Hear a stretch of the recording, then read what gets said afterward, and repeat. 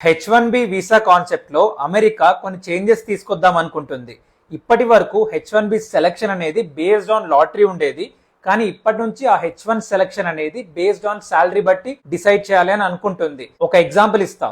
Company ఏ ఉంది, company B ఉంది. Company ఏలో ఎంప్లాయీకి $80,000 శాలరీ అనుకుందాం, కంపెనీ బిలో $160,000 శాలరీ అనుకుందాం. ఇప్పుడు ఈ టూ కంపెనీస్ H1 ఫైల్ చేస్తాయి ఇర్రెస్పెక్టివ్ ఆఫ్ శాలరీస్. ఎవరిది లాటరీలో పిక్ అయితే వాళ్ళకు H1 వచ్చినట్టు. కానీ ఇప్పటి నుంచి ఇద్దరు ఫైల్ చేసినా కూడా $160,000 కి ఎక్కువ శాలరీ ఉంది కాబట్టి వాళ్ళకి H1 వచ్చే ఛాన్సెస్ చాలా ఎక్కువ ఉంటుంది.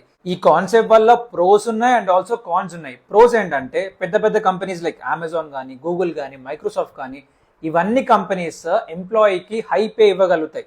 సో హై పే ఉంటే వాళ్ళకు H1 ఛాన్సెస్ చాలా ఎక్కువ ఉంటాయి ఈ కొత్త కాన్సెప్ట్లో. నెక్స్ట్ కాన్స్ ఏంటంటే టూ కాన్స్ కనపడుతున్నాయి. ఒకటి, చిన్న కంపెనీస్ ఉంటాయి. చిన్న కంపెనీస్ ఏంటి, వాళ్ళు ఎక్కువ 150K 160K పే చేయలేరు.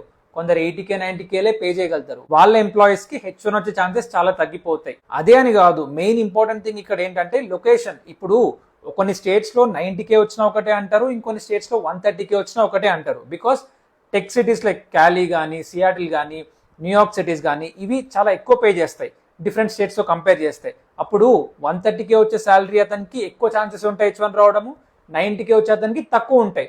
But relatively both are equal. కాకపోతే డిఫరెంట్ సిటీస్ లో వాళ్ళు ఉండి వర్క్ చేయడం వల్ల వాళ్ళ ఛాన్సెస్ తగ్గిపోతాయి. ఇది కూడా మేజర్ ప్రాబ్లం లాగా కనపడుతుంది. కానీ ఈ బిల్ అయితే ఇంకా పాస్ అవ్వలేదు. ఇప్పటికైతే department of homeland and security ఈ బిల్ ని రివ్యూ కోసం వైట్ హౌస్ కి పంపించింది.